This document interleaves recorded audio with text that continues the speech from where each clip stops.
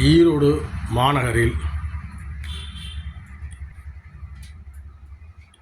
ஈரோடு ஜிஹெச்சிலிருந்து காளை மாட்டு சிலை வரை ரோட்டை புள்ளி போட்டு வைத்திருக்கிறார்கள். கிட்டத்தட்ட 3 மாத காலமாக ரோடு போடாமல் அப்படியே கிடக்கிறது. இருபுறமும் டிச்சுக்கட்டேன் என்று சொல்லி பறித்து போட்டு குண்டும் குழியுமாக அப்படியே கிடக்கிறது. மாவட்ட நிர்வாகம் என்ன செய்கிறது? ஈரோடு மாவட்ட நிர்வாகம் என்ன செய்கிறது?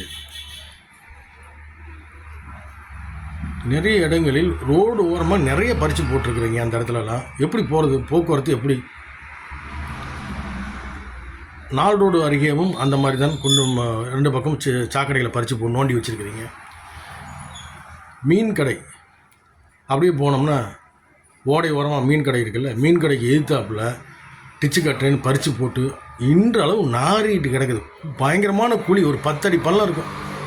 அதில் தண்ணி 5 அடி 6 அடி அந்த சாக்கடை தண்ணி தேங்கி கிட்டத்தட்ட 2 மாத காலமாக அந்த பக்கம் போக முடியல. வாடை பயங்கரமாக இருக்குது. மாவட்ட நிர்வாகம் அதுக்குண்டான அதிகாரிகள் ஏன் அதை பார்க்கவில்லை அல்லது கண்டும் காணாத போல் இருக்கிறார்களா? சரி, அதை விடுங்க.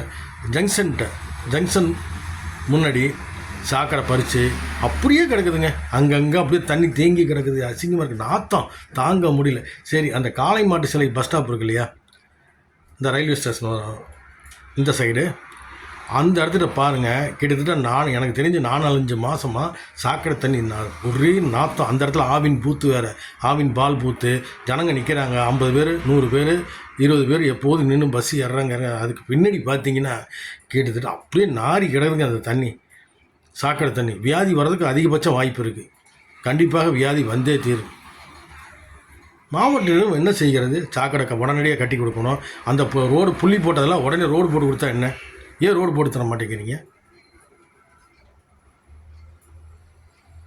மாவட்ட நிர்வாகம் ஏன் வேடிக்கை பார்த்து கொண்டிருக்கிறது? உடனடியாக புள்ளி போட்ட ரோட்டை ரோடு போடு தருமாறும், அந்த குண்டும் குழியுமாக இருக்கும் சாக்கடைகளை உடனடியாக சரி செய்ய வேண்டும். ஈரோடு மாவட்ட நிர்வாகம் கவனிக்குமா?